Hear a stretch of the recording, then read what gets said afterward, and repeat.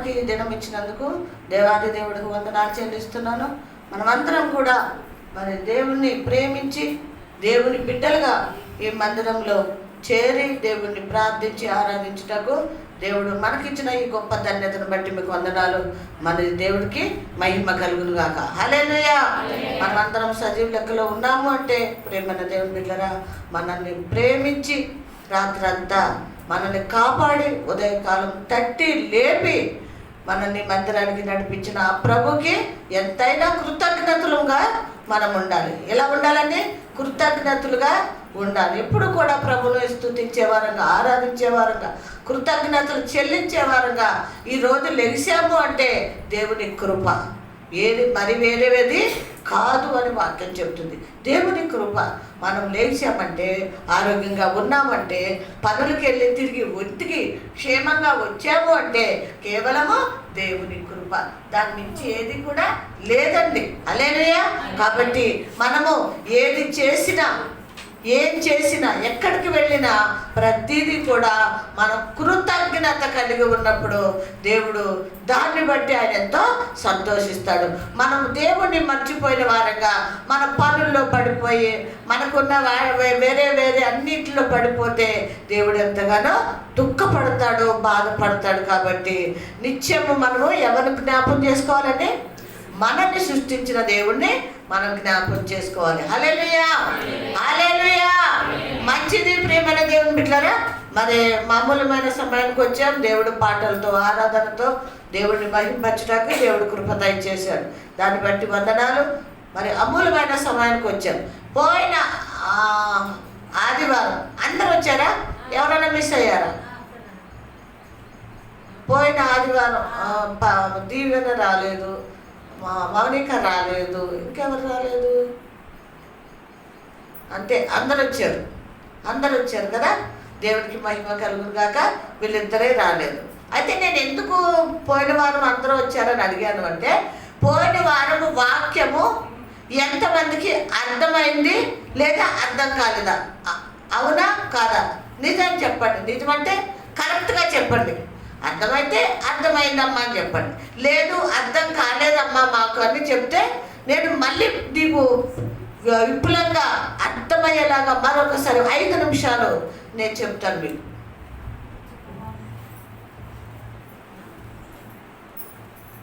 మిమ్మల్ని నమ్మ అడిగింది నేను. వాక్యము అర్థమైందా అని అడుగుతా. మిమ్మల్ని అడిగింది వాక్యము అర్థమైందా? అర్థమైందా?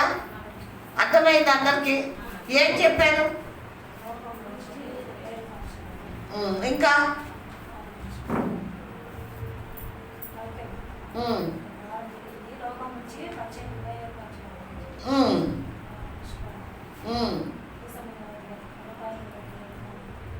కరెక్ట్. ఇంకా ఇంకా ఏం చెప్పాను? పోయిన వారు ఒక్కటే కాదు చెప్పటం. మీకు అర్థమైందా లేదా అని తెలుసుకుంటాక మిమ్మల్ని అడుగుతున్నాను నేను. ఇంకా అర్థం నువ్వు చెప్పు. రిపీట్ చేయొద్దు అదే మాటనే. మార్తమ్మా నువ్వు ఇడ్లీ మార్తమ్మా, నీకేం అర్థమైంది? అర్థం కాదు చెప్పండి. పోనీ నేను చెప్పినంతసేపట్లో నేను చెప్పింది మీకు అర్థం కాదు చెప్పండి. అంటే నేను ఎందుకు అడుగుతున్నా అంటే, శుక్రవారం కూడా వీళ్ళని అడిగాను. అడిగితే ఎవరెవరు వచ్చారంటే, మన శుక్రవారం పరిమళ, మేరీ, మరియమ్మ పాప నీకు లేదు, వీళ్ళు 3 వచ్చారు. మేమిద్దరం 5 ఉన్నాం మందిరంలో. మేము వీళ్ళని అడిగితే అమ్మ అర్థమైంది వాక్యము అనేసి అన్నారు. అందుకని మళ్ళీ కూడా మిమ్మల్ని, యాకోబు నీకు అర్థమైందా? అర్థం కాలేదు. అర్థమైందా? అర్థం కాలేదు. అది దాచుకోవద్దు. అర్థం కాకపోతే అర్థం కాలేదని చెప్పమంటున్నాను నేను. ఎందుకంటే నేను ఇంత చెప్పి మీరు 1 గంట సేపు కూర్చొని విని మనకు వాక్యం అనే విత్తనం మనలోకి వెళ్ళకపోతే వ్యర్థమే కదా. వాక్యం అర్థం కాకపోతే వ్యర్థమే కదా. మన ఇంత దూరం వచ్చి వాక్యం వినమంటున్నాడు దేవుడు. వినకుండా ఏదో కూర్చుని వెళ్ళిపోమని కాదు పిలిచింది. యాకోబు అర్థం కాలేదు అన్నాడు కాబట్టి అందరూ అబద్ధం ఆడారు.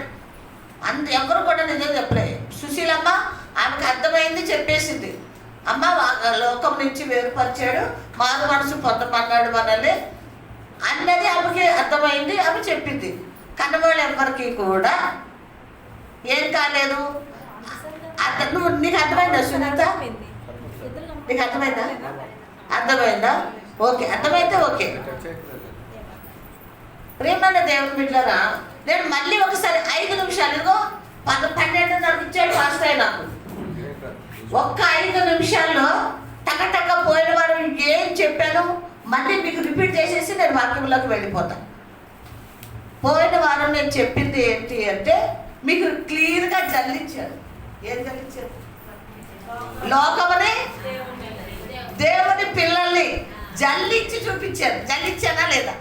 మనకు బాగా అర్థం కావాలనే నేను అవన్నీ ప్రిపేర్ చేసుకుని వచ్చాను మొన్న. ఓకేనా? జల్లించినప్పుడు ఏమి కిందకి వెళ్ళిపోయినాయి, జల్లిలో ఏమి ఉండిపోయినాయి? ఇత్తనాలు ఉండిపోయినాయి. లోకం అనే మలినము, చీకటి, పాపం ఏమైపోయింది? కిందకి దిగిపోయింది. ఓకేనా? జల్లించిన ఆ ఇత్తనాలన్నీ ప్రభు ఏం చేశాడు అంటే ఆయనకి ఇష్టమైనవి, ఆయన ఏర్పరచుకున్నవి, ఆయన ప్రేమించినవి కాబట్టి ఇదిగో ఈ కృపా ప్రార్థన మందిరానికి తీసుకొచ్చి పోగు చేశాడు. దేవునికి మహిమ కలుగును గాక. హల్లెలూయా, హల్లెలూయా. నమ్ముతున్నారా? మేమందరం మంచి విత్తనములు, దేవునికి ఇష్టమైన వాళ్ళము, అందుకే ప్రభు మమ్మల్ని మందిరంలో చేర్చారు అని ఎంతమంది నమ్ముతున్నారు? నమ్ముతున్నారా? విశ్వాసం ఉందా? ఇంకా ఏమండి, మనల్ని మందిరంలో చేర్చాడు అంటేనే మనం దేవునికి ఇష్టమైన వాళ్ళం అని అర్థం చేసుకోవాలి. ఓకేనా? మందిరంలోకి చేర్చాడు ప్రభు అంటే ఆయన బిడ్డలము, ఆయన సొత్తు, ఆయన వెలపెట్టి కొనుక్కున్నాము అని మనము ఏం చేయాలి? నమ్మాలి. ఒకవేళ మనల్ని ఇష్టపడలేదు, మారు మనసు రక్షణ పొందుకోలేదు, లోకస్తులుగా ఉన్నాము, పాపులుగా ఉన్నాము, చీకట్లో ఉన్నాము, మనల్ని జల్లెడు పట్టి ఇక్కడికి తీసుకొస్తాడా? రాజు తీసుకొస్తాడా? యాకోబు తీసుకొస్తాడా? ఎట్టి పరిస్థితిలో తీసుకురాడు. లోకంలో మనుషులు లేరా? ఏమండి, లోకంలో మనుషులు లేరా? మరి ఇంతమంది ఈ గుంపున ఎందుకు తీసుకొచ్చాడు? అది ఆయన ఏర్పరచుకున్నాడు కాబట్టి ఆయన ఇక్కడికి తీసుకొచ్చి కూర్చోబెట్టాడు. దేవునికి మహిమ కలుగును గాక. ఒకవేళ కొంతమంది, చాలా మంది మన సన్నిధి నుంచి వెళ్ళిపోయారు అంటే ప్రభు చెప్పాడు, పేతురుతో అన్నాడు అపోస్తుల కార్యంలో, వీళ్ళందరూ ఏది నన్ను చాలా మంది వెంబడించారు కదా, వీళ్ళందరూ ఏది అని అడిగితే పేతురు అన్నాడు, అయ్యా మీ మాటలు విని వాళ్ళు ఎక్కడో అక్కడే పారిపోయారయ్యా అన్నాడు. అంటే ఏం మాట్లాడాడు ప్రభువు? వాళ్ళు ఎందుకు పారిపోయారు? బాబు ఎందుకు వెళ్ళిపోయారు వాళ్ళు? అయ్యా అయితే ఎందుకు పారిపోయారంటే వాళ్ళు ప్రభువు జీవంగల మాటలు, శక్తివంతమైన మాటలు చెప్పేటప్పటికి వాళ్ళు తట్టుకోలేకపోయారు, వాళ్ళు అక్కడ ఉండలేకపోయారు. అమ్మో మాకు వద్దు, ఇది మాకు వద్దు, మేము దీనికి తాళలేము, మాకు లోకమే కరెక్ట్. ఏమనుకున్నారు? లోకమే మాకు కరెక్ట్ అనుకున్నారు. ప్రభు వెనక్కి తిరిగి చూసే లోపల అక్కడ ఎవరు లేరు. ఎవరున్నారో తెలుసా? ప్రభు ఏర్పరచుకున్న ఆయన శిష్యులు మాత్రమే ఉన్నారు. ఏది అంటే అయ్యా మీ మాటలకు వాళ్ళు వెళ్ళిపోయారు. కఠినంగా చెప్పితే, ప్రేమతో గర్దిస్తే, భయభక్తులతో వీళ్ళని సిద్ధపరచాలని చెప్పిన సంఘంలో ఎవరు కూడా ఉండరండి. ఎందుకంటే వాళ్ళకి భయము. అలా చెప్పి సంఘాలకి వెళ్ళరు. వెళ్ళిపోయారయ్యా అంటే ప్రభు ఏమన్నాడో తెలుసా? మరి మీరు కూడా వెళ్ళిపోతారా అన్నాడు. ఏమన్నాడో తెలుసా? వాళ్ళు వెళ్ళిపోయారు కదా, మరి మీరు కూడా వెళ్ళిపోతారా అంటే పేతురు గారు ఏమన్నారో తెలుసా? అయ్యా నిన్ను వదిలి మేము ఎక్కడికి వెళ్ళాలయ్యా, ఎక్కడికి వెళ్ళమంటావు నన్ను, మమ్మల్ని అని అక్కడ పశ్చాత్తపడ్డట్టు మనం చూస్తున్నాం. రక్షకుడు నువ్వే అని మాకు తెలుసు, రాబోయే దేవుడు నీవే అని, మా కోసం ప్రాణం పెట్టిన దేవుడు నీవే అని మేము గ్రహించాం కాబట్టి నిన్ను వదిలి ఎక్కడికి వెళ్ళాలయ్యా అని వాళ్ళు అన్నట్టు మనం ఇక్కడ వాక్యంలో చూస్తున్నాం. ప్రేమన్న దేవుని బిడ్డలారా, ప్రేమన్న దేవుని బిడ్డలారా, ఇవి అంచె దినాలు, దేవుడి రాకడ దినాలు, త్వరగానే మనం సిద్ధపడే దినాలు కూడా ప్రేమన్న దేవుని బిడ్డలారా. అందుకే ప్రభు లోకములోంచి ఏం చేస్తున్నాడు? జల్లెడు పడుతున్నాడు, మందిరంలో చేరుస్తున్నాడు. జల్లెడు పడుతున్నాడు, మందిరంలో చేరుస్తున్నాడు. ఎవరైతే నా ప్రభు నన్ను జల్లెడు పట్టి నన్ను తీసుకొచ్చాడు కాబట్టి నా ప్రభు బిడ్డగానే నేను జీవించాలని ఎవరైతే ఆత్మీయంగా పట్టుదలతో, మారు మనసుతో, పశ్చాత్తాపముతో ప్రభుని వెతుక్కుంటా మందిరానికి వస్తే మనం సిద్ధపడి ఆ రాజ్యం చేరుతాం. లేదు, నాకు లోకమే బాగుంది, ఇది అక్కరలేదు, ఇది నాకు చేత కాదు, ఈ పరిశుద్ధత అంట, నీతంట, ఏమి మాట్లాడకూడదంట, తిట్టకూడదంట, సినిమా చూడకూడదంట, దుర్భాష మాట్లాడొద్దు, అమ్మో నా వల్ల కాదు అనుకున్న వాళ్ళు ఉంటారండి? ఉంటారా మందిరంలో? ఉండలేరు బిడ్డలారా. కాబట్టి ప్రియమైన దేవుని బిడ్డరా, మనందరినీ జల్లిడి పట్టి మరి ఇక్కడ మందిరానికి తీసుకొచ్చిన ఆ ప్రభువుని మనం ఎక్కువగా ఆరాధించి ప్రార్థించి సిద్ధపాటు కలిగిన వారమై మనం ఉండాలని దేవుడి పేరట మనం చేస్తున్నాను. ఇక నేను వాక్యంలోకి వెళ్ళిపోతున్నాను. అంటే మీకు అర్థమైందా లేదా అని మరి ఒక్కసారి చెప్పాను. అయితే యాకోబు నీకు అర్థం కాలేదన్నావు కదా, అదే యాకోబుకి అయ్యా అదే అట్లనా, యాకోబుకి అర్థం కాలేదన్నాడు కాబట్టి 2 నిమిషాల్లో ఆయనకి అర్థమయ్యేలాగా చెప్పేసి నేను స్టార్ట్ చేసేస్తాను. యాకోబు లోకం నుంచి ఏం చేశాడు? ఈ వేరుపరిచాడు. వేరుపరిచిన దేవుడు ఏం చేయమన్నాడు? మొదటి యోహాను సువార్తలో మనం చూసాం. ఏం చేయమన్నాడు? మారు మనసు పొందమన్నాడు. అక్కడ పాప క్షమాపణ ఒప్పుకుని విడిచిపెడితే మీరు కనికరం పొందుతారన్నాడు, అక్కడ చెప్పాడు. తర్వాత మళ్ళీ ఎక్కడికి వచ్చాక చెప్పాడు?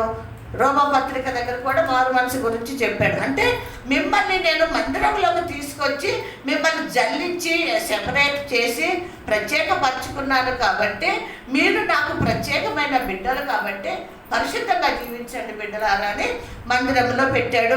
మారు మనసు పొందమన్నాడు. తర్వాత మూడోది ఏం చెప్పాడు అంటే, ఎక్కడ చెప్పాడు? రోమపత్రిక 8వ అధ్యాయము 34 అక్కడ ప్రభు మన కోసము విజ్ఞాపన చేస్తున్నాడు అని అక్కడ చెప్పాడు. అక్కడే ఉంటుంది అన్నమాట. విజ్ఞాపన చేస్తున్నాడు మన గురించి అని చెప్పాడు. తర్వాత మళ్ళీ కూడా పేతురు దగ్గర అక్కడ మన లూకాసు వార్త మర్చిపోయాను, లూకాసు వార్తలో ఉంది. అక్కడ కూడా చెప్పాడు. ఏమేమి చెప్పాడంటే 10:31 ఎంతో ఉంది. అక్కడ ఏం చెప్పాడు అంటే, ఇదిగో సాతానుగాడు మిమ్మల్ని గోధుమల వలె జల్లించటానికి వాడు సిద్ధంగా ఉన్నాడు. కాబట్టి మీరు మీ నమ్మిక తొలగిపోకుండా మీరు జాగ్రత్తగా ఉండి మెలకుగా ఉండి ప్రార్థన చేయండి అన్నాడు. 4-5 ఆ రోజు రిఫరెన్స్ నేను చెప్పాను.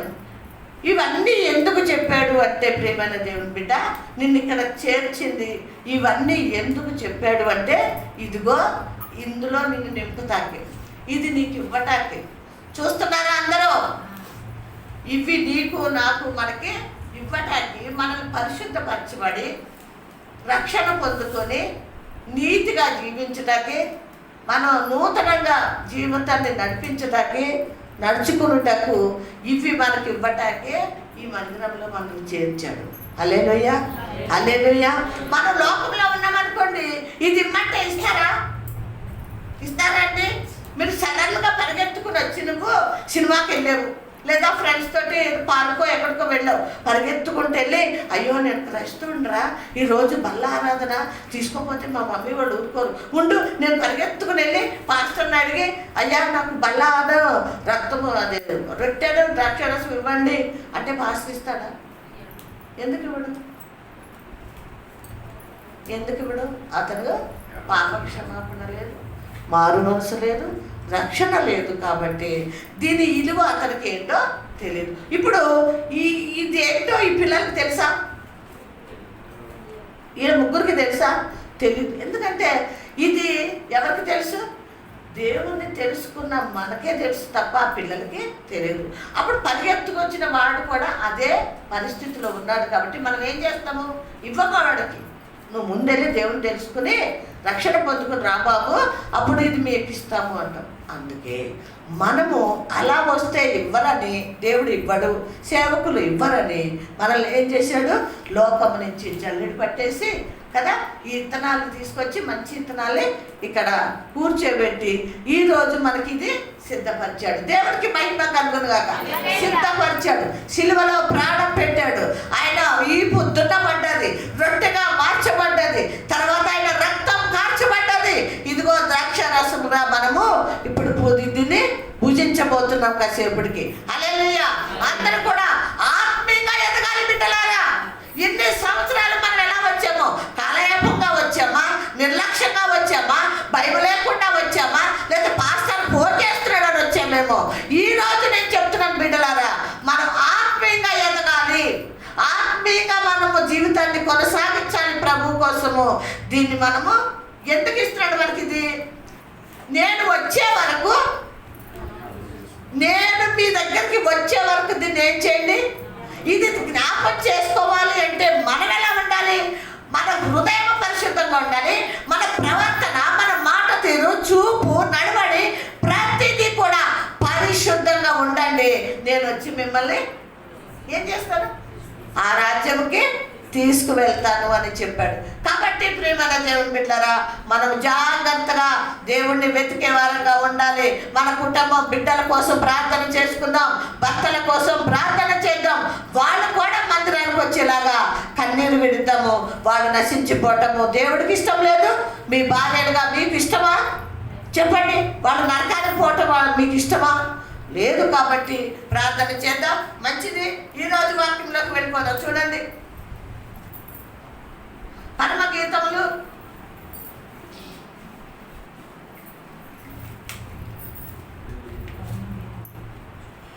565 అండి. 565 5వ అధ్యాయము 6వ వచనం చదవండి. 5వ అధ్యాయము 6వ వచనం. నా ప్రియునికి నేను తలుపు తీయనంతలో అతడు వెళ్ళిపోయాను. అతని మాట వినుటతోనే నా ప్రాణము సమస్యలేదు. నేను అతన్ని వెతికినను అతడు కనబడపోయాను. చాలండి. ఇప్పుడు ప్రార్థన చేసుకుందాం. ప్రార్థన చేసుకుందాం. భయముతో చేసుకుందాం, భక్తితో చేసుకుందాం, నలిగిన మనసుతో, విరిగిన హృదయంతో ప్రార్థన చేసుకొని, ప్రభువా నాతో మాట్లాడండి. ఈ బల్లలో చేయి వేయటానికి నేను అర్హురాన్నా కాదా? అడుగుదాం. ప్రతి ఒక్కరం అడుగుదాం. స్తోత్రం నాయన, పరిశుద్ధుడా యేసయ్య, మీకే వందనాలు, స్తోత్రాలు చెల్లిస్తున్నాను. వింతైన నమ్మదగిన దేవుడు, నాకు చాలిన దేవుడు, నా రక్షకుడు, విమోచకుడు నాయన, నా ప్రియుడు, నా స్నేహితుడు, నా యజమానుడు. ప్రభా మీకు వందనాలు. ఈ దినం ఇచ్చారు మీ స్తోత్రం. సంఘ బిడ్డలందరినీ పోగు చేసి నడిపించారు మీ స్తోత్రం. పాటల ద్వారా, ఆరాధన ద్వారా మహిమ పంచుకున్నారు మీ స్తోత్రం. అయ్యా మీకు వందనాలు తండ్రి. యేసయ్యా నాయన, పోయిన వారం మీ మాటలు మరొకసారి జ్ఞాపకం చేసుకున్నటకు మీ కృప దయచేశారు మీ స్తోత్రం. ప్రతి బిడ్డపై మీ ఆత్మను కుమ్మరించండి. యేసు నామంలో మీ ఆత్మను కుమ్మరించండి. హృదయాలు తెరవబడి మీ అమూలమైన మాటలు ప్రభా బిడ్డలు శ్రద్ధగా భయభక్తులతో విని అయ్యా వాక్యానుసారంగా నడుచుకున్నటకు మీ కృప దయచేసి మీ నామను మైం తెచ్చుకోండి. ఒట్టిదాన్ని మట్టిదాన్ని ఎన్నిక లేని నన్ను ప్రభా మీ శిలువ చాటున దాచి ఉంచి నాలో మీరుండి, నాతో మీరుండి నాయన మీరే మాట్లాడి మీ నామాన్ని మహిమ తెచ్చుకోమని యేసయ్య నామములో ప్రార్థించి అడిగి వేడుకొచ్చున్నాం తండ్రి. ఆమేన్. హల్లెలూయా, హల్లెలూయా. మంచిది ప్రియమైన దేవుని బిడ్డలారా, మరొకసారి రిపీట్ చేస్తారా వాక్యాన్ని? నా ప్రియునికి నేను తలుపు తీయనంతలో అతడు వెళ్ళిపోయాను. అతని మాట వినుటతోనే నా ప్రాణము సమస్యలను. నేను అతని వెతికినను అతడు కనబడకపోయాను. చాలండి.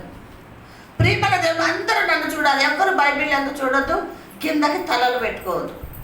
వింటేనే శ్రద్ధగా అర్థమవుతుంది. ప్రియమైన దేవుని బిడ్డలారా, ప్రియురాలు చక్కగా రెస్ట్ తీసుకుంటుంది, మంచం మీద పడుకుంది. అప్పుడే ఫ్రెష్గా తయారైంది, స్నానం చేసింది, మంచి వస్త్రాలు వేసుకుంది, ఇక కాళ్ళు తుడిచేసుకుంది, చేతులు తుడిచేసుకుంది. ఆమె మంచం మీద పడుకుంది. ఇలా పడుకుని రెస్ట్ తీసుకుంటుంది ప్రియురాలు. తీసుకుంటూ ఉన్న ఆ టైంలో తలుపు తట్టారు. ఎవరు తట్టారు? ప్రియుడు తట్టాడు. ఏమంటున్నాడు? తలుపు తట్టినప్పుడు ఆయన తలుపు తట్టేటప్పుడు ఆయన స్వరం వినపడుతుంది ఆమెకి. ప్రియురాలా తలుపు తీయి అన్న మాట ఆమెకి వినపడుతుందండి. తలుపు తట్టాడు కానీ ఆమె ఏం చేసింది? తలుపు తీయలేదు. విన్నది కానీ తలుపు తీయలేదు. జాగ్రత్తగా వినండి. వింటున్నాం కానీ దేవుని మాటకు లోబడట్లేదు. జాగ్రత్త. ఆమె వింది కానీ తలుపు ఆమె తీయలేదు. ఏమనుకుంటుందంటే మనసులో, నేను ఇప్పుడే డ్రెస్ చేంజ్ చేసుకున్నాను, ఇప్పుడే కాళ్ళు శుభ్రంగా తుడుచుకున్నాను, మరి ఇప్పుడే మంచం మీద ఇట్లా గొడ్డుగీలేను, అబ్బా ఇప్పుడు వచ్చాడా నా ప్రియుడు, లేచి నేను అక్కడికి వెళ్ళి డోర్ దగ్గరికి వెళ్ళి తీయాలంటే కాళ్ళకి మళ్ళీ ఏమంటుతుంది? దుమ్మంటుతుంది. అర్థమైన నాకు కాళ్ళకి దుమ్మంటుతుందని మనసులో అనుకునే జాగ్రత్త. ఒకవేళ మనం ఆ విధంగా ఉన్నామేమో, పడుకున్నాము, ఏం చర్చికి వెళ్తాంలే, పడుకున్నాను, వాక్యం ఏమింటాలే, ఈ మనసు మనలో ఉందేమో. ఒకవేళ ఈరోజు ప్రభు మనతో మాట్లాడుతున్నాడు, జాగ్రత్త. ఎప్పుడైతే ఆమె మనసులో అలా అనుకునేటప్పటికీ ప్రభు అక్కడి నుంచి ఏం చేశాడు? వెళ్ళిపోయాడు. ప్రభు ఏం చేశాడు? వెళ్ళిపోయాడు. వెళ్ళిపోయిన తర్వాత అప్పుడు ఆలోచించింది ఆమె. ఆయన అక్కడే ఉండగా టకటక మంచం దిగేసి వెళ్ళి టక్కని తలుపు తీసేస్తే ఆయన లోపలికి వచ్చేసినాం. ఈమె ఏం చేసింది? నిర్లక్ష్యం చేసింది. ఆలోచిస్తుంది, ఇప్పుడే కదా పడుకున్నాను, ఇప్పుడేగా రావాలి నా ప్రియుడని అనుకునే లోపల ప్రభు ఏం చేశాడు? వెళ్ళిపోయాడు. వెళ్ళిపోయిన తర్వాత లేచిందండి ఈమె. ఆయన వెళ్ళిపోయిన తర్వాత లేచి మనసులో కొంచెం కలవరం పుట్టి, భయం పుట్టి తలుపు తీసి చూస్తే ఉన్నాడా? లేదండి. జాగ్రత్త ప్రియమైన దేవుని బిడ్డలారా, ఈ రోజు ప్రభు నీతో, నాతో, మనందరితో మాట్లాడుతున్నాడు. ఆయన పిలుపుకి నువ్వు సిద్ధంగా ఉన్నావా? వినగల చెవులు, గ్రహించే మనసు నీకుందా?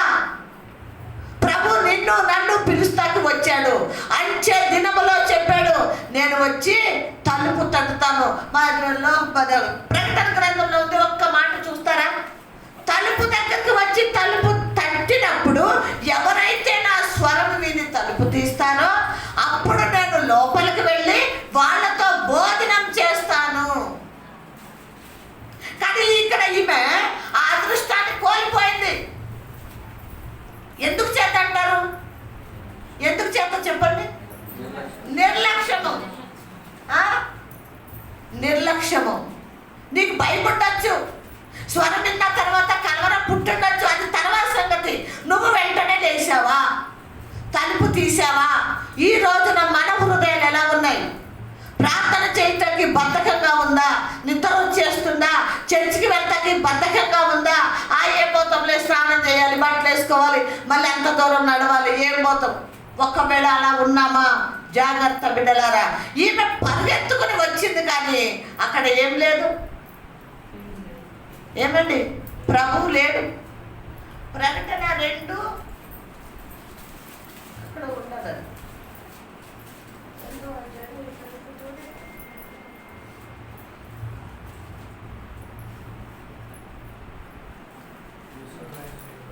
అంటే 3:20 అంట. ప్రియమైన దేవుని బిడ్డలారా, ఆయన వెళ్ళిపోయాడు. ఈమె వెతికింది. ఇదిగో నేను తలుపు వద్ద నిలుచున్నాను, ఎవడైనను నా స్వరము విని తలుపు తీసిన ఎడల నేను అతని వద్దకు వచ్చి అతనితో నేనును, నాతో కూడా అతడు భోజనం చేయదుము. చాలండి. ప్రియమైన దేవుని బిడ్డలారా, ఈ ప్రియురాల్లాగా ఉందామా, లేకపోతే వెంటనే తలుపు తీసి ప్రభుని లోపల పిలిచేవారంగా ఉందామా? ఎలా ఉందాం మనం? ఎలా ఉండాలమ్మా? మన చెవులు చాపుకుండాలి, వెంటనే వినపడే విధంగా మన చెవులు సిద్ధపరచుకోవాలి. లోకపు మాటలు కాదు, పక్కవాడు కొట్టుకుంటున్నారా తిట్టుకుంటారా అవి కాదు వినేది. నీ ప్రియుడు పిలుస్తున్నాడేమో, ఎప్పుడు పిలుస్తాడో, ఏ జామును పిలుస్తాడో, ఏ గడియలో పిలుస్తాడో నువ్వు సిద్ధంగా ఉంటే ఏం చేస్తాడో తెలుసా? నువ్వు తలుపు వెంటనే తీస్తావు, లోపలికి వస్తాడు, నీకు భోజనం ఆయనే పెడతాడట. దేవునికి మహిమ కలుగును గాక.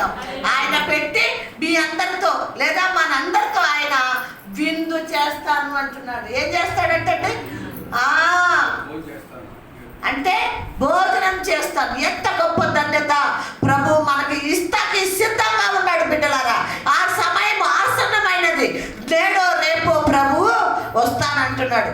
మేఘాల మీద యేసు వచ్చుచున్నాడు, మేఘాల మీద యేసు వచ్చుచున్నాడు, పరిశుద్ధులందరినీ తీసుకుపోతాడు, పరిశుద్ధులందరినీ తీసుకుపోతాడు. రెప్పపాటున మారాలి, రెప్పపాటున మారాలి, యేసయ్య చెంతకు చేరాలి, యేసు రాజుగా వచ్చుచున్నాడు, భూలోకమంతా తెలుసుకుంటారు. హల్లెలూయా, హల్లెలూయా. ప్రియమైన దేవుని బిడ్డలారా, ఆయన రెప్పపాటున వస్తాడు. గంటలు కాదు, నిమిషాలు కాదు, రెప్పపాటున ఆయన వచ్చినప్పుడు మనల్ని తీసుకుపోతాడంట. ప్రియమైన దేవుని బిడ్డలారా, కాబట్టి మనము ఎలా ఉందామో ప్రియురాలు వలె నిర్లక్ష్యంగా ఉండొద్దు, కానీ ఎదురు చూసి తలుపు తీసి భోజనం చేసే వారంగా మనము వాక్యముతో, ప్రార్థనతో, ఆరాధనతో మనం సిద్ధపడాలి. మందిరానికి వెళ్ళే సమయంలో కూడా నేను త్వరగా వెళ్ళాలి, నేను వెళ్ళి త్వరగా నేను మోకరించి ప్రార్థన చేస్తున్నప్పుడు ఎవరు చూస్తారు? పాస్టర్ చూస్తాడా? లేదండి. ఎవరు చూస్తారు? సంఘానికి శిరస్సు ప్రభు అయి ఉన్నాడు కాబట్టి ఇక్కడ కూర్చుని ఆయన చూస్తాడండి. ఎవరు ముందు వస్తున్నారు, ఎవరు ఆత్మీయంగా ప్రార్థన చేస్తున్నారు, ఎవరు కన్నీళ్లు విడిచి ఆయనకి మొర పెడుతున్నారో అది చూస్తాడండి. పాస్టర్ తర్వాత చూసేది, ముందు చూసేది ఎవరో తెలుసా? యేసయ్య.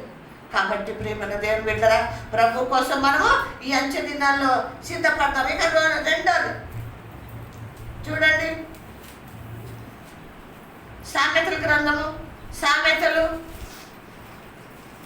1వ అధ్యాయము 20వ వచనం. సామెతలు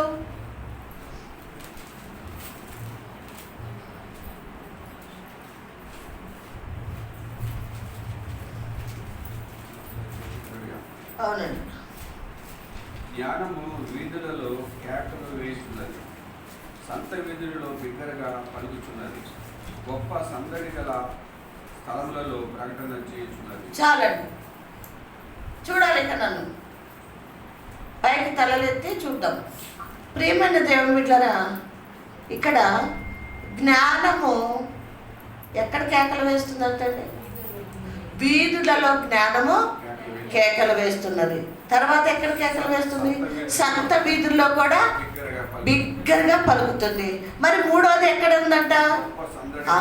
గొప్ప సందడిలో స్థలములో ప్రకటన చేస్తున్నది. ఇక చూడండి ప్రియమైన దేవుని బిడ్డలారా, ఇక్కడ జ్ఞానము అంటే మనం ఏమనుకుంటామంటే జ్ఞానము అంతే, కానీ జ్ఞానం అంటే జ్ఞానం కాదు. ఆయన ఒక మనిషి. జ్ఞానం అంటే మనిషి. ఎవరంటారు? జ్ఞానం అంటే ఎవరు? జ్ఞానం అంటే యేసయ్య. హల్లెలూయా. మహాజ్ఞాని అయి ఉన్నాడు ఆయన. ఆయన జ్ఞానవంతుడు. మనం ఆరాధన చేసినప్పుడు ఎన్నో గుణగణాలు ఆయనను ఉచ్చరిస్తుంటాము. అగ్ని వంటి వాడు, అపరాధ్య పాదముల గలవాడు, ఉన్నవాడు, అనువాడు, శక్తిమంతుడు, సింహాసనం ఆసీనుడు, ఇవన్నీ మనం ఉచ్చరిస్తుంటాము ఆరాధన చేసేటప్పుడు. ఈ జ్ఞానము కూడా ప్రభువే. అర్థమవుతుందండి? మనము జ్ఞానం అంటే జ్ఞానము అంతే అనుకుంటాం, కానీ జ్ఞానము యేసయ్య అన్నది మనకి తెలీదు. కాబట్టి ప్రియమైన దేవుని బిడ్డలారా, ఆయన ఎవరంట? మహాజ్ఞాని అయి ఉన్నాడంట. హల్లెలూయా. ఆ మహాజ్ఞాని ఏం చేస్తున్నాడంట మన కోసము? వీధులలో కేకలు వేస్తున్నాడు. ఎందుకో తెలుసా? మనం నశించిపోతున్నామని, చీకట్లో ఉన్నామని, పతనం అయిపోతున్నామని. నా బిడ్డలారా, తిరిగి రండి. ఇందాకేమో తలుపు కొట్టి పిలిచాడు, ఇప్పుడేమో ఏం చేస్తున్నాడు? కేకలు వేస్తున్నాడు. ఎవరు? జ్ఞానం కలిగిన యేసయ్య సంత వీధుల్లో కేకలు వేస్తున్నాడండి, సంతోషంగా ప్రకటిస్తున్నాడు. అయినా మనము వినిపించుకుంటున్నామా? ఆయన కేకలు వినిపించుకుంటున్నామండి మనం? పిచ్చోడు ఎవరో కేకలు వేస్తున్నాడు అంటాం, ఎవరో పిచ్చోళ్ళగా అరుస్తున్నాడు అంటాం. కానీ ఆ ఒక మహాజ్ఞాని కేకలు వేసి మనల్ని పిలుస్తున్నాడు అన్న సంగతి మనకి హృదయానికి తట్టదు, ఆలోచన రాదు మనకి. ప్రభు ఈరోజు మనతో మాట్లాడుతున్నాడు. ఆయన సంత వీధుల్లో ఏం చేస్తున్నాడంట? కేకలు వేస్తున్నాడు. ఎవరి గురించి? రాజు నశించిపోవటం యేసయ్యకి ఇష్టం లేదు. యాకోబు నశించిపోవటం యేసయ్యకి ఇష్టం లేదు. మీ గురించి కేకలు వేస్తున్నాడు. ఇక్కడ కూర్చున్న ప్రతి సహోదరి నశించిపోవటం దేవుడికి ఇష్టం లేదండి. అందుకే కేకలు వేస్తున్నాడు. ఆయన కేకలు వేసి మనల్ని పిలుస్తున్నాడు ఆ మహాజ్ఞాని. ఇంకా ఏమంటున్నాడో చదవండి. గొప్ప సందర్గల స్థలంలో ప్రకటన చేస్తున్నది. పూరద్వారములలోను పట్టణములలోను జ్ఞానము తెలియజేస్తున్నది. జ్ఞానం లేని వారులారా జ్ఞానం లేని వారుగా ఉండకూడదు. ఏమంటండి? ఏం లేదంట. ఎవరికి లేదు? నీకు, నాకు, మనందరికీ. జ్ఞానము లేని వారులారా ఎన్నాళ్ళు మీరు ఉంటారు? ఎన్నాళ్ళు ఉంటారు? ఎన్ని సంవత్సరాలు ఉంటారు? ఎంతగానో ఓపిక పట్టాలి. నేను 2000 సంవత్సరాల నుంచి ఎదురు చూస్తున్నాను మీ మార్పు గురించి, మీ రక్షణ గురించి. నా తట్టు తిరుగుతారని, నా మాట వింటారని, నా మార్గంలోకి వస్తారని ఎప్పటి నుంచి చూస్తున్నాడు ఆయన? 2000 సంవత్సరాల నుంచి చూస్తున్నాడండి. కానీ మనం ఏం చేస్తున్నాం? జ్ఞానం లేకుండా ఆయన సంత వీధుల్లో కేకలేస్తున్నా వినిపించుకుంటలేదు, తలుపు కొట్టి పిలుస్తున్నా తలుపు తీయట్లేదు. ఏంటి? మందిరంలో ఉండి మేము మీకుతో మాట్లాడుతున్నా మీకు చెవిటి వారుగా ఉంటున్నారు. ఎలా ఉంటున్నారండి? వాక్యము విన్నట్టే ఉంటారు కానీ వినరు. అందుకే అంటున్నాడు, జ్ఞానము లేని వారులారా ఎంతకాలం ఉంటారు మీరు అని ప్రభువు ఇక్కడ కూర్చున్న మనందరినీ గర్దిస్తూ ఉన్నాడు. హల్లెలూయా, హల్లెలూయా. జ్ఞానము సంపాదించుకున్న ప్రేమన దేవుని బిడ్డరా, జ్ఞానము లేనివాడు దేనికి కొరకాడు. జ్ఞానము లేని స్త్రీ కూడా దేనికి కూడా పనికి రాదు అన్నది దేవుని వాక్యం తేటగా తెలియజేస్తుంది. జ్ఞానం అనగా యేసయ్య ఉన్నాడు కాబట్టి మనం ఆయన జ్ఞానం సంపాదించుకుంటేనే తప్ప ప్రార్థన చేయలేము, ఆరాధన చేయలేము. వాక్యం చదివినా అర్థం కాదు. ఏదో బుక్కిలాగా చదివి అక్కడ పడేస్తాం. కాదు ప్రేమన దేవుని బిడ్డరా, మీకు జ్ఞానము కొదువుగా ఉంటే నన్ను అడగండి మీకు ఇస్తానన్నాడు ప్రభు. మీకు జ్ఞానము కొదువుగా ఉంటే నన్ను అడగండి మీకు ఇస్తానంటున్నాడు. ఏమన్నాడు? ఎంతకాలం మీరు అలా ఉంటారు జ్ఞానం లేని వారిలాగా? చదవండి. జ్ఞానం లేని వారిగా ఉండకూడదు. అపహాసులారా, మీరు ఎన్నాళ్ళు అపహాసం చేయొచ్చు ఆనందింతురు. ఎవరిని అపహాసిస్తున్నారు? ఏమండి? చెప్పిన వాళ్ళని అపహాసిస్తున్నారు. దేవుని గురించి బోధించిన వాళ్ళ గురించి అపహాసిస్తున్నారు. ఏం లేదు వీళ్ళకి? జ్ఞానము లేక అపహాసులుగా ఉంటున్నారంటండి. ఎందుకు? దేవుడు అంటే తెలియక, దేవుని ప్రేమ ఎరగక, దేవుని రక్షణ ఎరగక అపహాసం చేస్తున్నారు. లేరా అపహాసం చేస్తూ వాళ్ళు? ఉన్నారా లేదండి? అపహాసం చేయవాళ్ళారా? ఎంతకాలం మీరు అపహాసం చేస్తారు అని ప్రభువు మాట్లాడుతూ ఉన్నాడు. చదవండి. ఆనందిస్తారు మీరు? బుద్ధిహీనులారా, బుద్ధిహీనులారా, మీరు ఎన్నాళ్ళు జ్ఞానమును అసహించుకుందురు. దేన్ని అసహించుకుంటున్నామంటే జ్ఞానమును అసహించుకుంటా అంటే రెండు జ్ఞానాలండి, రెండు విధాల జ్ఞానాలు. ఇక్కడ అసహించుకుంటున్నారు ఎవరు అంటే లోక జ్ఞానం కలిగిన వాళ్ళు దేవుని జ్ఞానం కలిగిన వాళ్ళని అసహించుకుంటున్నారు. అర్థమవుతుందా? లోక జ్ఞానం ఉన్నవాళ్ళు దేవుని జ్ఞానం ఉన్న వాళ్ళని ఏం చేస్తున్నారు?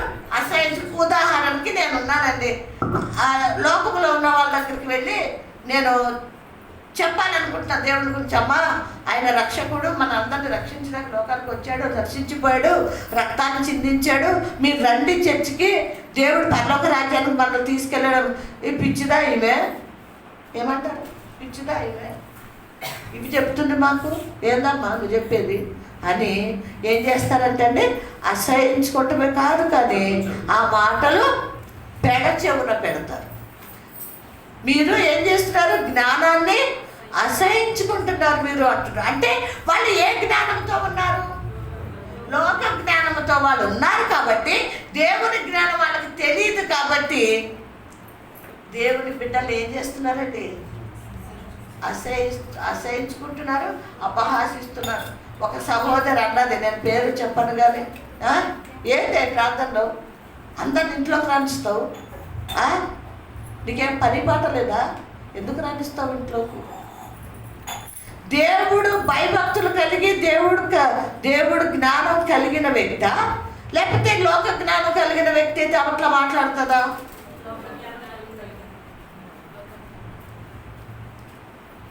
దేవుని భయభక్తులు లేవు, రెండోది జ్ఞానము లేదు. కాబట్టి ఆ వ్యక్తి ఆమె సహోదరిని గర్దిస్తూ మాట్లాడుతూ ఉందండి. అందుకే మనం జ్ఞానం కలిగిన దేవుని బిడ్డల విశ్వాసులు కానివ్వండి, సేవకులు కానివ్వండి, పరిశుద్ధులు కానివ్వండి, నీతిమంతులు కానీ దేవుని బిడ్డలుగా ఉన్న వాళ్ళని లోక జ్ఞానం కలిగిన వాళ్ళు ఏం చేస్తారు? మనల్ని అపహాసిస్తారు, హేళన చేస్తారని వాక్యం చెప్తుంది. మనకి ఏ జ్ఞానం కావాలి ఇప్పుడు?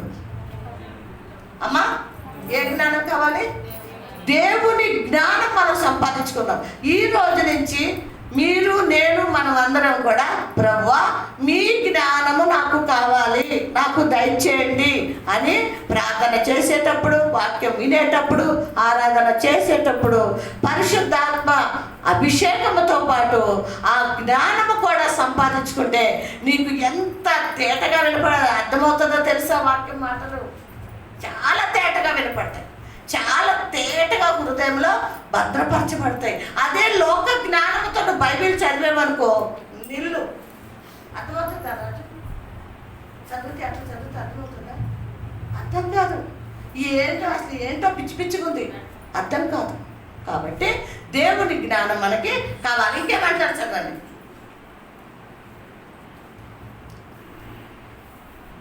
బుద్ధిహీనులారా, మీరు ఎన్నాళ్ళు జ్ఞానమును అసహించుకుందురు. నా గద్దింపు విని తిరుగుడి, ఆలకించుడి, నా ఆత్మను మీ మీద కుమ్మరించదు. చూసారా? ఇప్పుడు ఏం చేద్దాం? నా గద్దింపును విని, నా గద్దింపును విని అంటే ఇప్పటి వరకు ప్రభు వాక్యముతో గద్దించాడా లేదా మనల్ని? ఏమండి, గద్దించాడా లేదా? నా గద్దింపును విని మీరు తిరుగుడి అంటే నా తట్టు తిరగండి. నాకు ఈపు పెట్టేశారేమో మీరు కాదు, ఇట్లా తిరగండి, ముఖము నా తట్టు తిరగండి. అప్పుడు నేనేం చేస్తాను? మీ పైన నా ఆత్మను కుమ్మరిస్తాను. నా గద్దింపుకి ఎవరైతే లోబడి తిరుగుతారో వాళ్ళ మీద ఏం కుమ్మరిస్తాడంటండి? ఆత్మను కుమ్మరిస్తాడంట. దేవునికి మహిమ కలుగును గాక. హల్లెలూయా. దేవుని ఆత్మ నీలోకి నాలోకి పంపిస్తాను అంటున్నాడు. మనలో ఉండవలసింది దేవుని ఆత్మ కానీ అపవాదిగాడి ఆత్మ కాదండి. ఎవరి ఆత్మ కావాలి మనకి? దేవుని ఆత్మ మనలో ఉండాలి తప్ప అపవాదిగాడి ఆత్మ దానికి చోటి వద్దు. మనము వాడు మనలోకి రావటానికి వీలు లేదు. ప్రియమైన దేవుని బిడ్డలారా, ఇంకేమన్నాడండి? నా ఉపదేశము మీకు తెలిపెదను, నేను పిలువగా మీరు వినకపోతిరి, నేను ఏం చేస్తున్నాను? నా ఉపదేశము మీకు తెలిపేదను.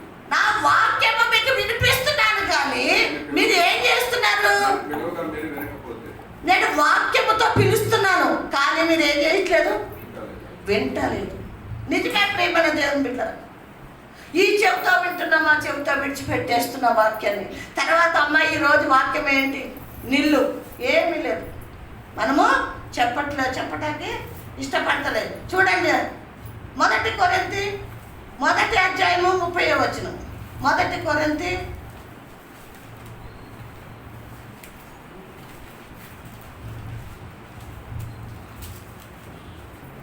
1వ అధ్యాయము 30వ వచనం. అయితే ఆయన మూలముగా మీరు క్రీస్తు యేసునందున్నారు. ఏమంటండి? అయితే ఆయన మూలముగా మీరు క్రీస్తు యేసునందున్నారు. ఆయన మూలముగానే క్రీస్తు యేసునందున్నారు. మీరు జాగ్రత్తగా వినండి.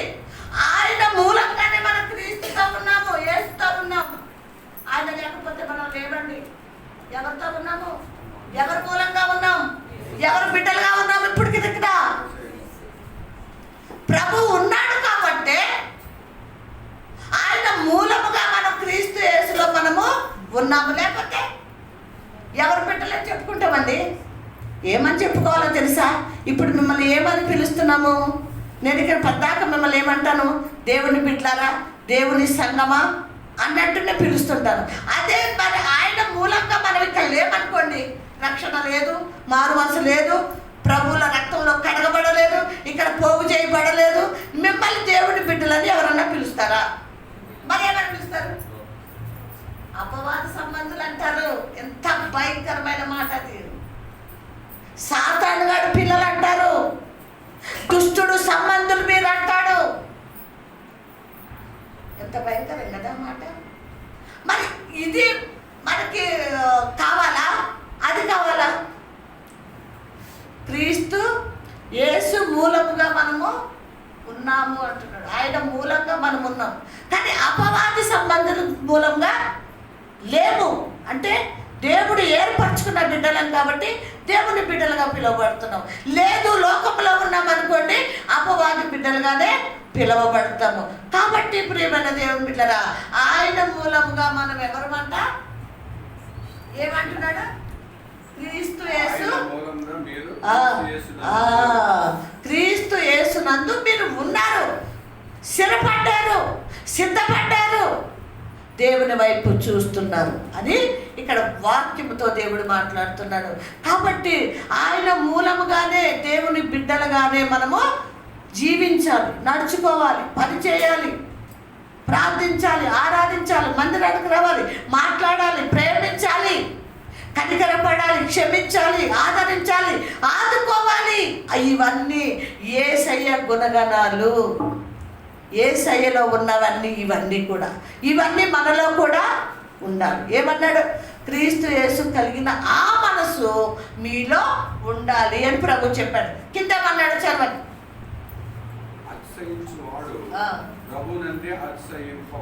చాలు. ఇప్పుడు ఒకవేళ ఎవరికి బాగా ఆస్తుంది? మీలో ఎవరికి ఆస్తుందండి బాగా? యాకోబు ఆస్తిపరుగా? వాళ్ళ లేదంట, మీరు అన్నది లేదండి. ఇంకా ఎవరికి ఉన్నది? పరమేళ మీకు? మార్తమ్మ మీకుందా? పొలాలు ఉన్నాయా? పొలాలు, బంగారం ఏంటి ఉందా? ఆస్తులు ఉన్నాయా? పొలం అంటే ఆస్తులా? జీవానికి కూడా ఉన్నాయి.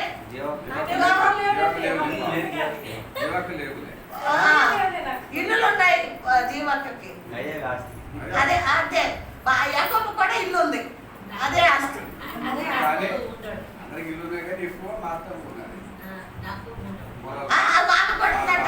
ఓకే, నీకు ఉంది కదా. అయితే సూటిగా అడుగుతా, సూటిగా కరెక్ట్గా చెప్పండి, దొంగ తిరుగుడు. ఆస్తిని బట్టి సంతోషిస్తున్నారా? ఆస్తి లేని వాళ్ళు లేదని బాధపడుతున్నారు. లేదని బాధపడుతున్నావా? రాయమ్మే, నీకోదండి తల్లి. అమ్మ ఉన్నతడు చెప్పిందా మనిషి. మిమ్మల్ని అడుగుతున్నా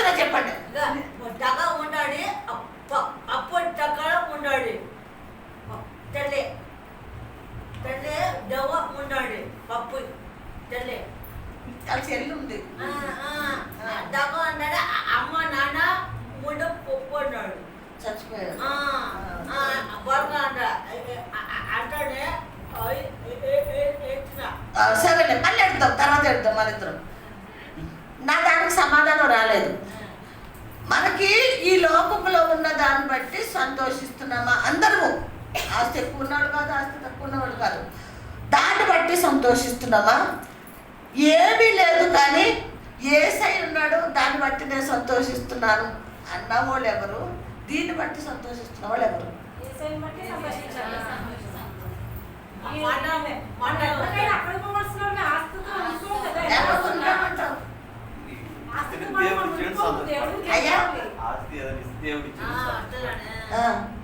మీరు సుశీలమ్మ, నువ్వు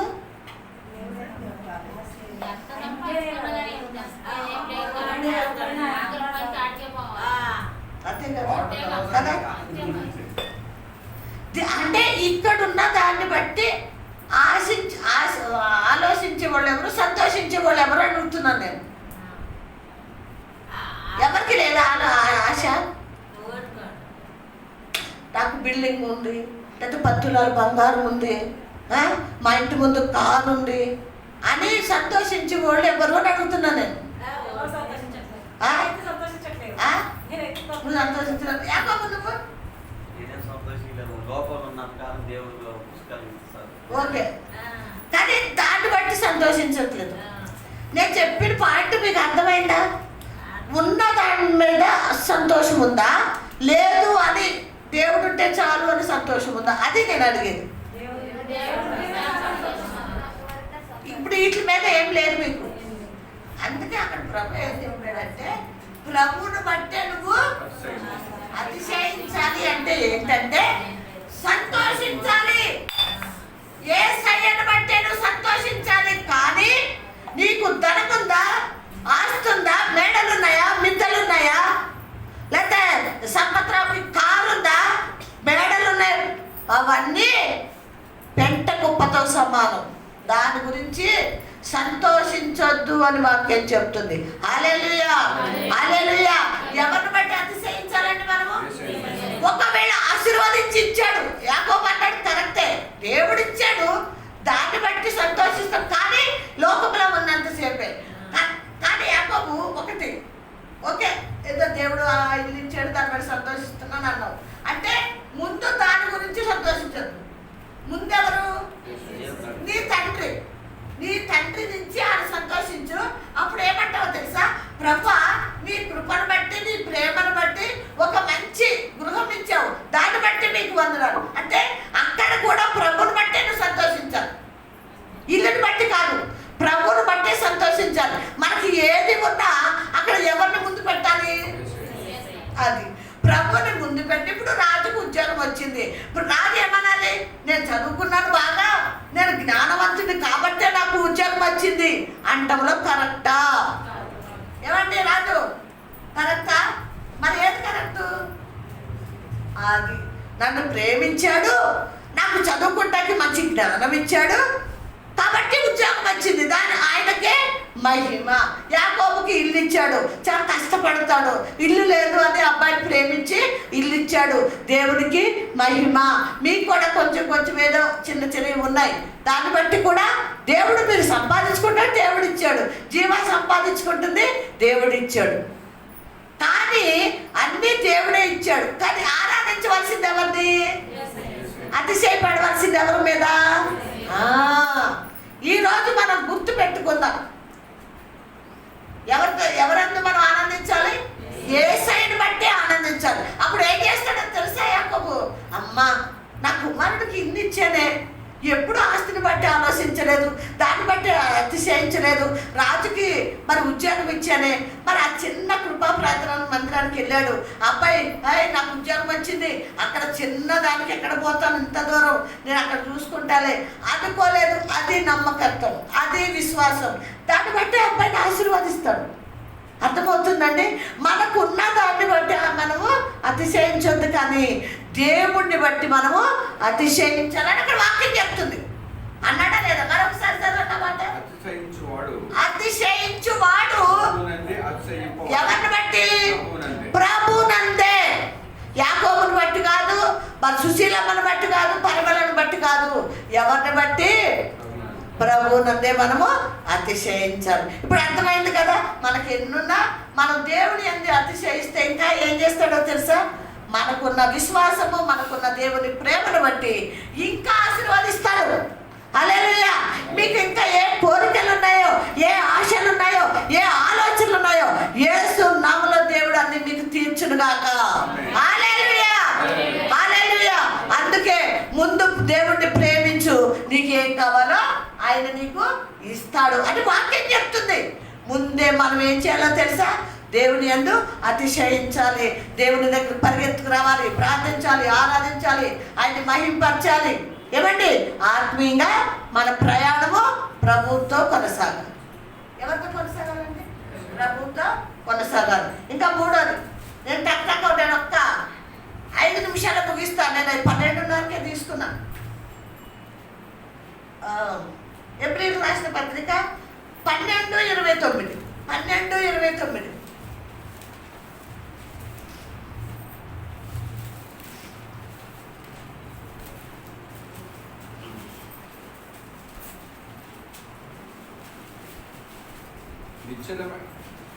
నిశ్చలమైన రాజ్యమును పొంది దైవ కృప కలిగి ఇందుము. చాలండి. ఏ రాజ్యం పొందుకోవాలండి? నిశ్చలమైన రాజ్యము పొందుకొని. దైవ కృప ఏమండి? నిశ్చలమైన రాజ్యం అంటే ఏది? ఇందాకేమన్నాడు? ప్రభునందే అతిశయించాలి, దేవుడి అందే మనము దేవుణ్ణి కలిగి ఉండాలని దేవుడు చెప్పాడు. ఇక్కడ ఏమంటున్నాడు? ఏ రాజ్యం కావాలంటే మనకి?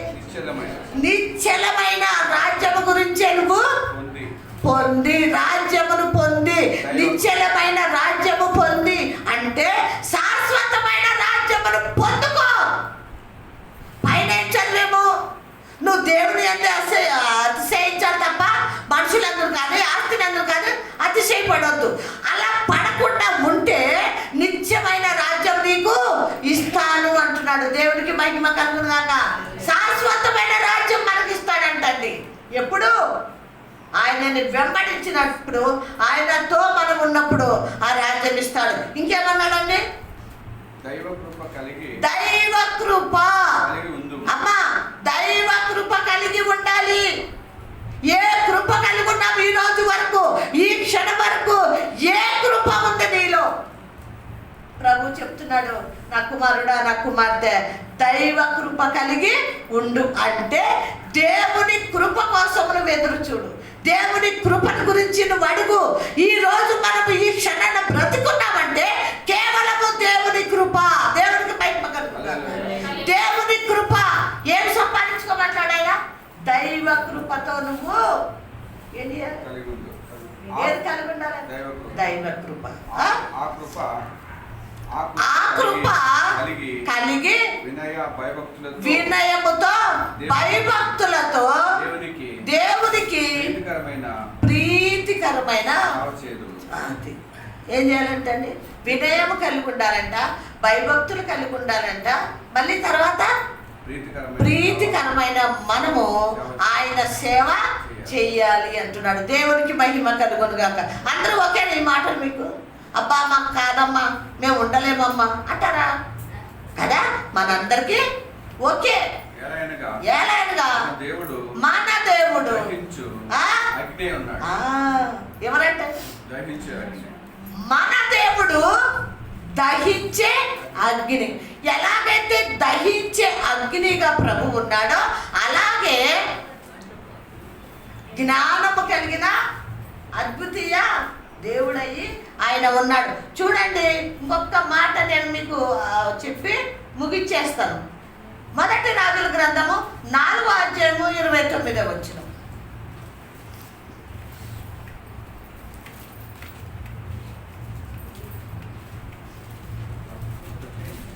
రాజుల గ్రంథం 4వ అధ్యాయము 29వ వచనం. అవునండి.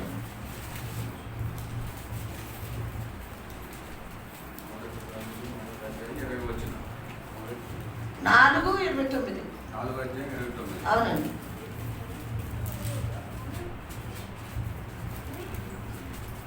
దేవుడు జ్ఞానమును బుద్ధిని వర్ణింప సాక్ష్యం కానీ వివేచగల మనసును సొలొమోనుకు దయచేశాడు. ఏమంటండి? దేవుడు జ్ఞానమును, వినండి, దేవుడు వినండి, అందరూ అనండి. చదువుతాడు కదా. దేవుడు జ్ఞానమును అనండి. బుద్ధిని వర్ణింప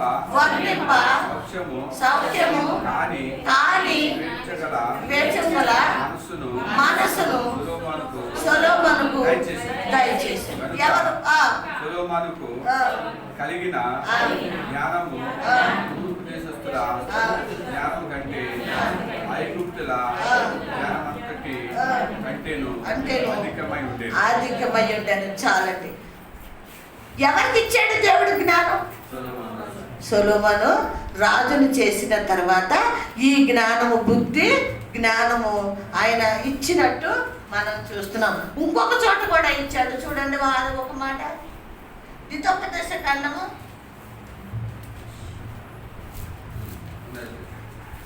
ఒక్క నిమిషం. ద్వితోపదేశ కాండము 1వ అధ్యాయము 7వ వచనం.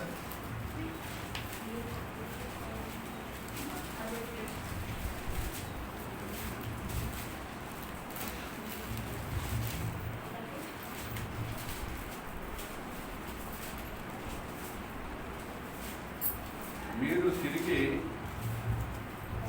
ప్రయాణమై అమోరీల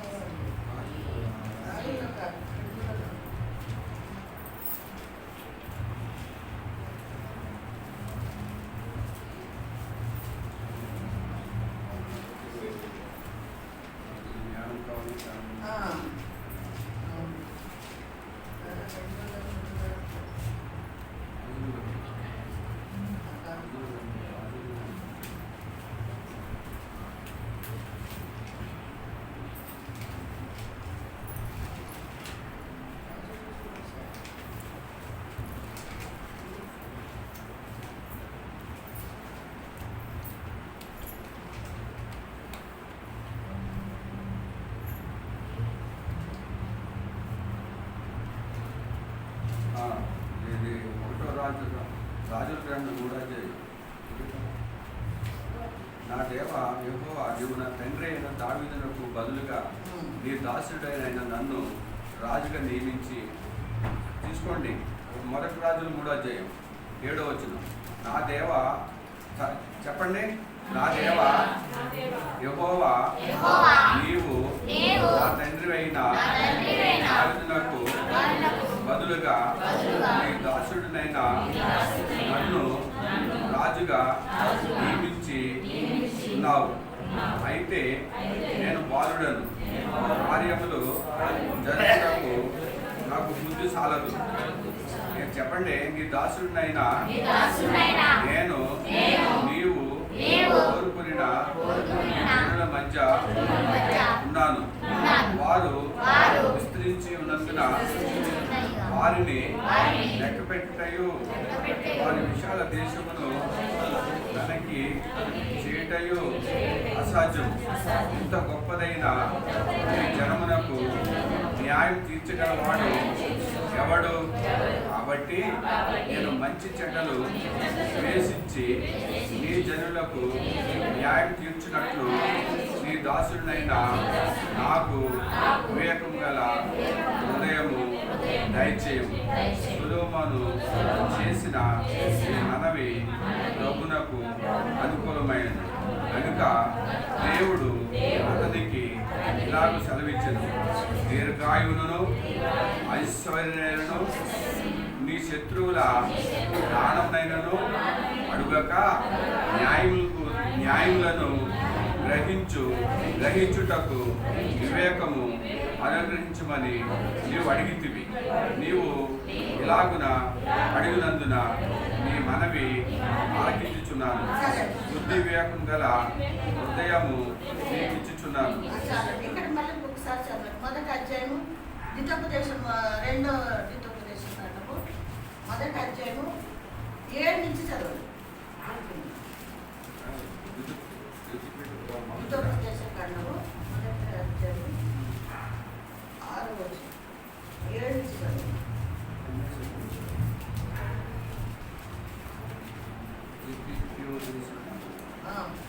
రెండో ద్వితోపదేశం కాండం పేజీ నెంబరు 361.